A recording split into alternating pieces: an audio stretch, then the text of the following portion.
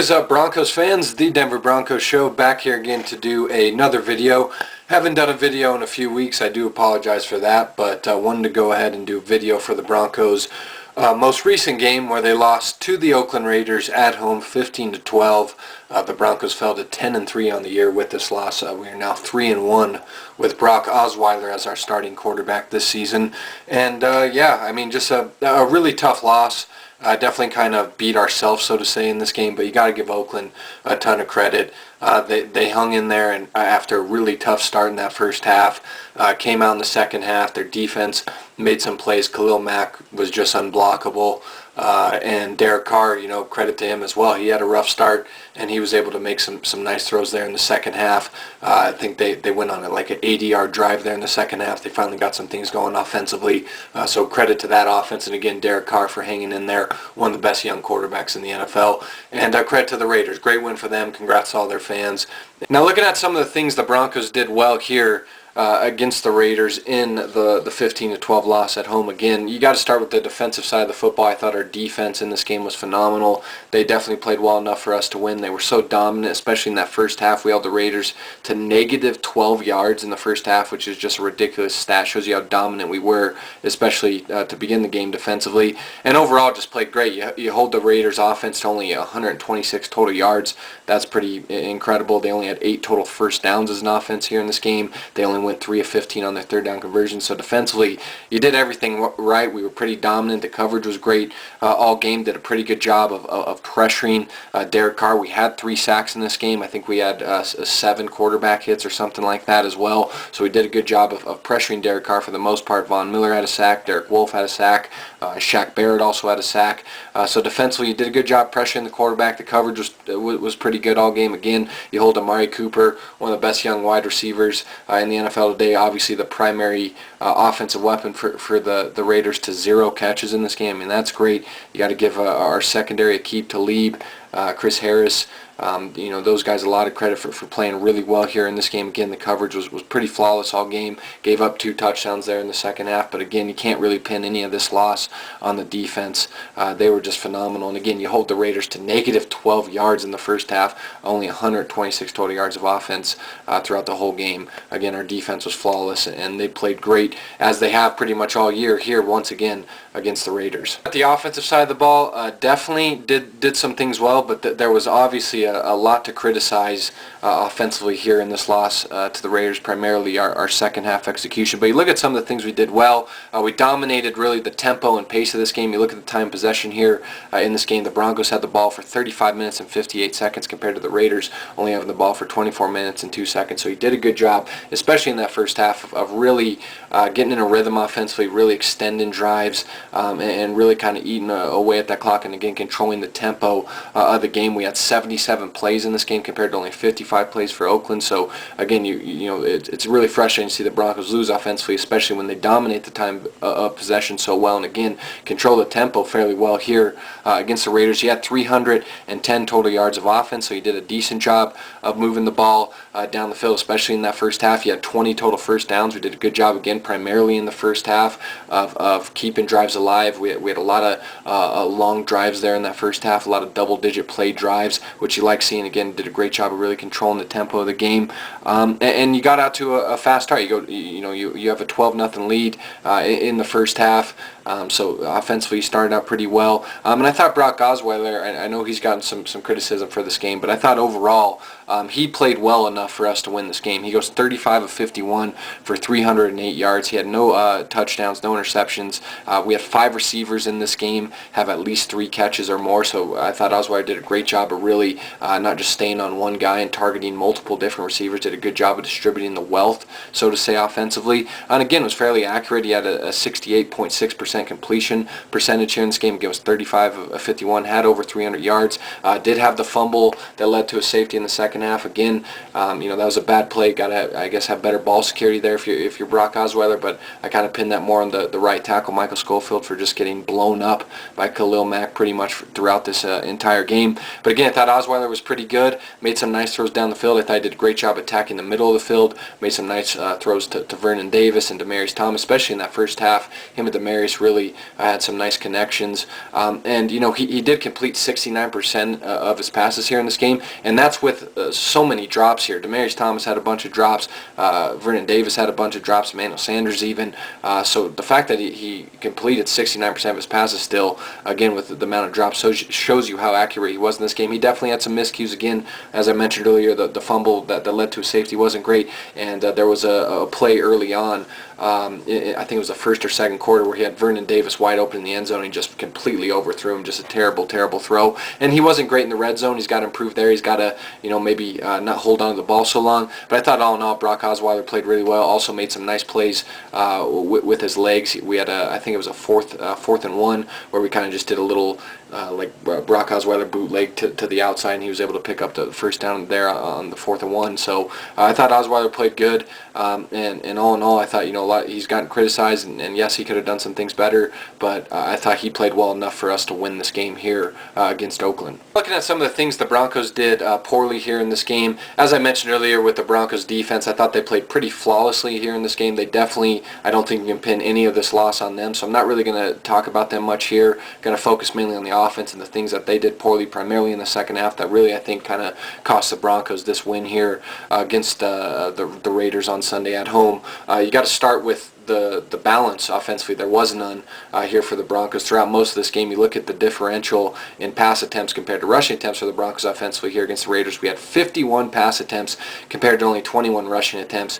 Again, cannot have that, I guess, much lack of balance offensively, especially in a Gary Kubiak offense, which is predicated on being able to run the ball successfully and expect to really do anything offensively. That definitely kind of hurt us later in this game, again in the second half. And we struggled running the ball all game long. Again, you only rushed the ball 21 times here in this game. We only had 34 rushing yards. We only averaged 1.6 yards per carry as a team here. Our offensive line kind of got beat up by the Raiders' defensive front and their front seven overall here in this game, and we just weren't physical enough at the point of attack. Again, our offensive line kind of got mauled here in this game, and you can't only have 34 rushing yards again in this type of offense, which is predicated on the run game being successful, and expect to have really any success or expect to even win the game, which is obviously what happened here in the loss to the Raiders. You give up 5 sacks here in this game, all of which were to Khalil Mack, who is obviously one of the best young players, defensive players, and I guess young players in general in the NFL today. He had all 5 of those sacks for the Raiders. Just put on an absolute show here in this game. He had 7 quarterback hits as well, all by himself. Pretty much all that damage that he did, again, the 5 sacks, came against our right tackle, Michael Schofield, who, as he put it after the game, probably played the worst game of his life. He just got absolutely mauled, whether it was Khalil Mack just bull rushing him and pretty much putting him in Brock Osweiler's lap, or was Khalil Mack just beating him with speed on the edge, or beating him with that rip move. Khalil Mack was unblockable, and Michael Schofield really had no answer for him. And there was even a sack, I think it was on second or third down on one of our last drives in the fourth quarter, where Khalil Mack absolutely destroyed Ryan Harris, our left tackle, just bull rushed him and absolutely made him do, I think it was like a cartwheel or backflip or something. Again, he was so dominant in this game, really changed the game for the Raiders, especially in that second half. Came up with some huge plays, and again, 5 sacks in this game, all by Khalil Mack, who dominated Michael Schofield, really, really hurt us in this game. And you look at Brock Osweiler's now the 4 games that he started in,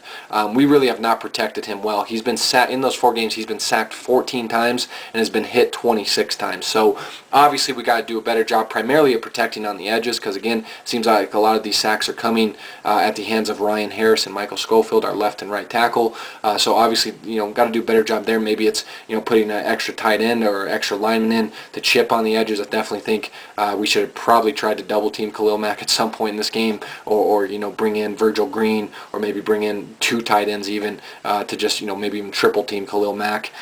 We got to do a better job protecting Brock, because he's gotten beat up throughout his 4 starts so far this season. And again, it's somewhat on him a little bit. He's got to go through his reads a little quicker, and he's also got to stop holding on the ball so long. That's something he's got to improve, being quicker with his decision making. But again, as an offensive line unit, you got to play better. You got to protect your quarterback better. Again, 14 sacks in 4 games. That's not good enough, and we just got to be more physical up front, and again, do a better job of blocking on the edges. And again, you kind of just fell apart there in the second half. You get outscored 15-0 by the Raiders in the second half. Again, a lot of that had to do with the miscues offensively. You didn't protect well, but also the turnovers. Of course, Brock gets the fumble by Khalil Mack in the end zone that turns into a safety. Can't have that play happen. Again, Michael Schofield just gets absolutely destroyed on that play. Then Demaryius Thomas, who has a great first half, just completely collapses in the second half, has a huge fumble, has a huge drop on third down. That should be a routine catch for a guy of his caliber. Then he got Emmanuel Sanders fumbling on a punt return, and then Vernon Davis dropping that pass on, what was it, like 4th and 15 or something. He was wide open over the middle, would have been like a 30-40 yard gain, hit him right in the numbers, and he drops it. So you hate seeing that, and we also weren't good on third downs conversions throughout this game. Again, primarily in that second half. We cannot sustain a drive in the second half. We went 4 of 18 on third down conversions. Got to do a better job offensively of executing on third downs, and you go 0 of 3 in the red zone. Again, Brock's got to do a better job of making some better decisions, making that easy throw to Vernon Davis. We just overthrew him in the red zone. You can't come up empty 3 times in the red zone and expect to win. And then you get another miscue from McManus, who misses a 49-yard field goal, which should be a routine kick for him. Just a lot of miscues in that second half, and offensively cost you a loss here. And again, got to give the Raiders a ton of credit. Huge win for them. They're one of I think the best up-and-coming teams in the NFL today. I said in my preview for the AFC West, I had a ton of belief in them going in this year. I thought they would be an 8-8 team, and they definitely look every bit of that. So that's going to be a scary team going forward. Great win for them. Khalil Mack was again incredible, and credit to Derek Carr for making some nice throws there.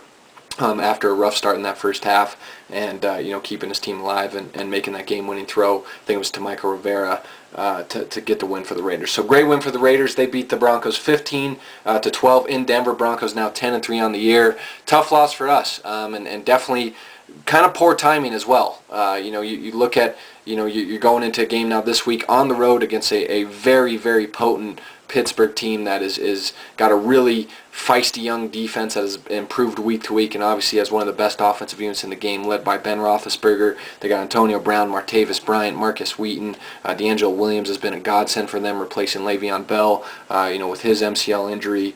So it's going to be a tough task, man. And the Chiefs are they've been on fire over the past month or so. They're now 8-5. They still got a shot to win the division. And then in losing this game, you pretty much hand home field right back to the Patriots. So you blow a huge opportunity to kind of control your own destiny and make the road to Super Bowl 50 go through Denver, because you lose this game. So now it's again, the power's all back in New England's hands. So huge blown opportunity here. Again, got a huge this game against Pittsburgh just got even bigger, because if you lose this game on Sunday and the Chiefs win, now they're only going to be a game back of you for the division lead, and now there's going to be some panic's going to start setting in. So this is going to be a huge game for us. Got a lot to work on. Leave me a comment below. What do you guys think of this game? What do you think of the Broncos losing again and kind of blowing this huge opportunity to secure that #1 seed in the AFC? And what do you think of the Broncos outlook for the rest of the season and against a tough Pittsburgh team coming up this Sunday on the road? So should be interesting. Appreciate you guys watching as always. Again, leave me a comment, and yeah, go Broncos. Hopefully we can make some adjustments going in this week against a great Pittsburgh Steelers team.